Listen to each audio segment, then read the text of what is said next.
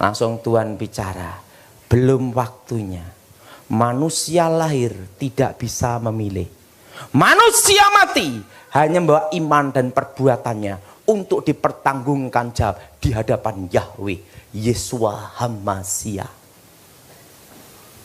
Jadi ingat, nama keramatnya Tuhan, nama asli Tuhan. Orang Israel takut menyebut nama itu, sehingga dipanggil Yehova, Adonai, Elroy, Elohim. Karena nama itu terlalu kudus. Jadi di sorga namanya itu Yahweh. Nah, dan kita memanggil dia Allah Bapa. Dan apa yang terjadi? Langsung Tuhan bicara sama saya tentang rahasia 2 mahkota. Itu ada berapa mahkota? Nah, saya hanya dijelaskan rahasia 2 mahkota. Itu ada berapa mahkota? Ada 2 mahkota yang dijelaskan sama saya. Pertama, mahkota utama. Apa saudara? Mahkota kemuliaan. Jadi kalau kita percaya Yesus, mempertahankan iman, mati dibunuh, martir, itu langsung mahkota nomor 1.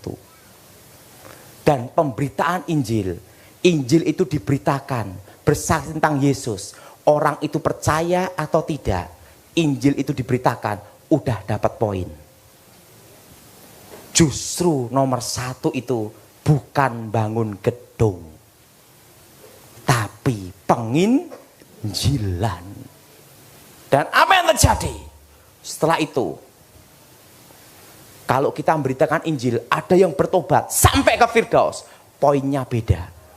Misalnya saya pelayanan, ini bertobat, setelah itu dia penginjilan, banyak orang bertobat dalam pelayanannya. Poinnya dia saya dapat. Jadi inspirasinya multi level marketing itu di sana.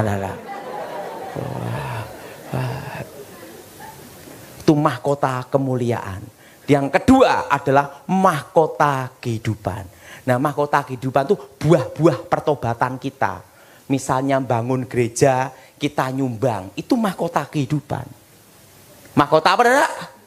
Jadi yang utama itu penginjilan. Untuk dana misi ke pedalaman, dana misi di pedesaan, sampai di tempat yang tidak tahu tentang Injil. Itu mahkota nomor 1, Saudara. Itu perintah Yesus Kristus langsung, Saudara. Nah, yang kedua, mahkota kita nyumbang-nyumbang orang susah, nengok orang susah, bantu orang-orang sakit, suka menolong, buah-buah pertobatan. Itu mahkota kehidupan. Tapi mahkota tertinggi adalah pada penginjilan. Dan waktu itu Tuhan bicara tentang 2 mahkota ini. Itu ada berapa mahkota? Dan Tuhan ngomong sama saya, pergunakan hidupmu sebaik-baiknya. Di Firdaus, itu orang-orang mati dalam Tuhan, jubahnya putih semua, tidak ada jahitannya. Penyembahannya beda dengan di gereja. Kalau di gereja kan gini, atau gini, tepluk tidur. Di sana tuh gini, serasi semua, wajahnya bersinar semua, dan tidak ada yang tua, semua jadi muda, dan mereka menunggu hari pembagian mahkota. Ingat, kita nanti semua akan ke sana, tapi jangan hari ini. Tapi udah waktunya, ya silahkan. Nah, jadi percaya Yesus, mempertahankan iman sampai akhir itu pasti. Tapi untuk mendapat mahkota itu perlu diperjuangkan.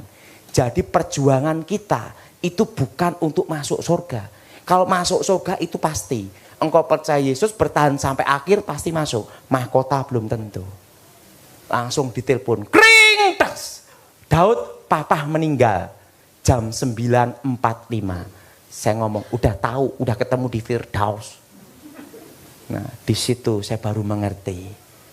Ingat, penginjilan. Engkau harus beritakan Injil. Karena itu mahkota utama. Amin. Amin. Nah, jadi orang-orang mati dalam Tuhan ada di Firdaus. Ingat, penjahat di sebelahnya Yesus. Dia belum sempat ngasih perpuluhan, belum sempat ngasih kolekte, belum sempat berbuat baik. Waktu di sebelahnya Yesus, dia berkata, Yesus, kalau engkau jadi raja, ingatlah aku. Yesus berkata, hari ini engkau bersama aku di Firdaus. Artinya apa? Masuk surga itu pasti. Engkau percaya Yesus, bertahan sampai akhir, pasti masuk surga. Tapi mahkota belum tentu. Jadi sekarang kita berjuang untuk mendapat mahkota. Siapa yang berjuang untuk mendapat mahkota? Angkat tangan. Jadi ingat, beritakan orang itu percaya atau tidak, sampaikan. Injil itu harus diberitakan. Amin. Dan itu adalah mahkota nomor 1, mahkota utama. Dan itu adalah perintah Yesus Kristus sendiri. Justru membangun gereja, bantu orang miskin, itu mahkota kedua, kehidupan. Lebih baik dapat mahkota daripada tidak sama sekali, betul? Ada yang ngomong, Pak, yang penting masuk Firdaus dulu. Jadi ingat, Firdaus itu bagian dari orang-orang yang mati dalam Tuhan ada di situ semua. Untuk apa? Menunggu hari pembagian. Apa saudara? Mahkota.